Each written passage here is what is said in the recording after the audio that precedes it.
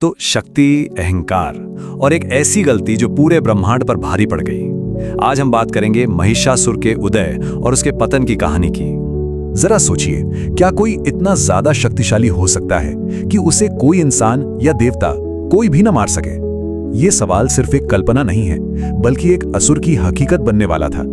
एक ऐसा असुर जो अमरता के बहुत ही करीब पहुंच गया था।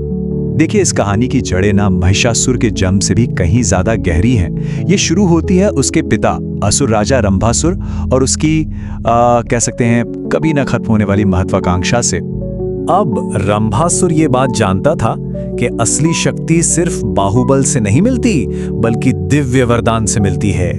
तो उसने क्या किया? उसने सालों तक खुद को कठोर तपस्या की आग में झोंक दिया और आखिरकार उसकी इस लगन को देखकर सृष्टि के रचयिता ब्रह्मा जी प्रसन्न हुए। उन्होंने कहा, मांगो, क्या चाहते हो? और मजे की बात यह है कि रंभासुर ने अपने लिए कुछ नहीं मांगा। नहीं, उसकी नजर थी एक ऐसी विरासत पर जो हमेशा हमेशा के लिए कायम रहे। उसने मांगा एक ऐसा बेटा जो अजेय हो, महाशक्तिशाली हो, जिसे कोई भी कभी भी हरा ना सके। तो ब्रह्मा जी का वरदान तो पूरा हुआ, तर एक ऐसे तरीके से जिसकी किसी ने कल्पना भी नहीं की थी। रंभासुर का बेटा एक महिषी यानी एक मादा भैंस के गर्भ से पैदा हुआ। हाँ, बिल्कुल सही सुना। और इसी अजीब जन्म की वजह से उसका नाम पड़ा महिषासुर। ये आप कह सकते हैं उसके भविष्य के स्वभाव का पहला इशारा था। ठीक है, तो अब कहानी का फोकस आता है खुद महिषासुर पर। और बिल्कुल अपने पिता की तरह वो भी शक्ति का भूखा था। उसने भी अपनी अलग राह चुनी और खुद तपस्या में बैठ गया। महिषासुर में ना अपने पिता की महत्वाकांक्षा और अपनी मां की पाशविक शक्ति दोनों का एक खतरनाक मिश्रण था। वो बचपन से ही हिंसक था, घमंडी था और सत्ता के लिए उसकी भूख मानो कभी खत्म ही नहीं होती थी। जल्द ही उसका अहंकार इतना बढ़ गया कि उसने सीधे देवताओं को ही चुनौती दे डाली। तो अपनी तपस्या से उसने ब्रह्मा जी को फिर प्रसन्न कर लिया और इस बार उसने अपनी सुरक्षा का एक मजबूत जाल बुना। उसने वरदान मांगा कि कोई भी देव, गंधर्व या इंसान उसे मार ना सके। उसे लगा कि उसने हर खतरे से खुद को बचा लिया है, या कह सकते हैं उसे ऐसा ही लगा।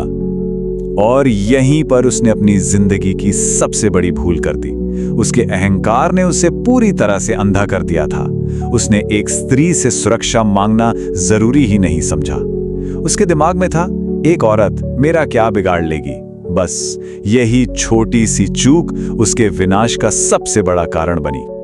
तो अब अपनी इस नई, लगभग अजेय शक्ति के नशे में चूर महिषासुर ने पूरे ब्रह्मांड में आतंक का राज फैला दिया। सत्ता की जो भूख थी ना, वो अब एक विनाशकारी तूफान में बदल चुकी थी।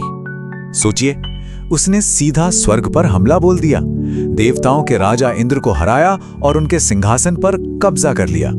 उसका अत्याचार तीनों लोकों में यानी धरती, स्वर्ग और पाताल में आग की तरह फैल गया। ब्रह्मांड का जो संतुलन था ना, वो पूरी तरह से बिगड़ चुका था। तो जब सारे देवता हार मान चुके थे और पूरा ब्रह्मांड निराशा में डूबा हुआ था, तब एक ऐसी दिव्य शक्ति का उदय हुआ जिसकी कल्पना शायद खुद महिषासुर ने अपने सबसे बुरे सपने में भी नहीं की होगी। त्रिदेवों यानी ब्रह्मा, विष्णु और महेश के नेतृत्व में सभी देवताओं ने अपनी अपनी सारी ऊर्जा को एक साथ मिला दिया और उस दिव्य तेज के महापुंज से मां दुर्गा का प्राकट्य हुआ। उनका अवतार सिर्फ और सिर्फ एक मकसद के लिए हुआ था, महिषासुर के उस अहंकार से भरे वरदान का अंत करने के लिए। तो बस अब मंच तैयार था उस आखिरी महासंग्राम के लिए।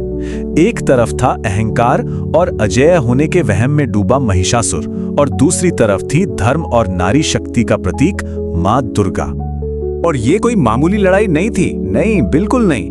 पूरे 9 दिनों तक एक भयंकर जबरदस्त युद्ध चला। पूरे ब्रह्मांड का भविष्य अब इसी युद्ध के नतीजे पर टिका हुआ था। और आखिरकार 10वें दिन, जिसे हम आज विजयादशमी के तौर पर मनाते हैं, मां दुर्गा ने महिषासुर का वध कर दिया। यह सिर्फ एक असुर का अंत नहीं था, यह ब्रह्मांड में धर्म और संतुलन की दोबारा स्थापना थी। ये कहानी हमें एक बहुत बड़ी और जरूरी सच्चाई बताती है, वो ये कि अहंकार चाहे कितना भी शक्तिशाली क्यों ना हो जाए, उसका अंत निश्चित है। खासकर तब जब वो धर्म को और उस नारी शक्ति को चुनौती देता है जिसे वो कमजोर समझता है। तो महिषासुर की कहानी हमें हमेशा अहंकार के अंजाम की याद दिलाती है, पर इतिहास और हमारी पौराणिक कथाओं में ऐसी और भी न जाने कितनी कहानियां हैं जो यही बताती हैं कि घमंड का सिर हमेशा नीचा होता है। सोचिए जरा, आपके जहन में कौन सी कहानियां आती हैं?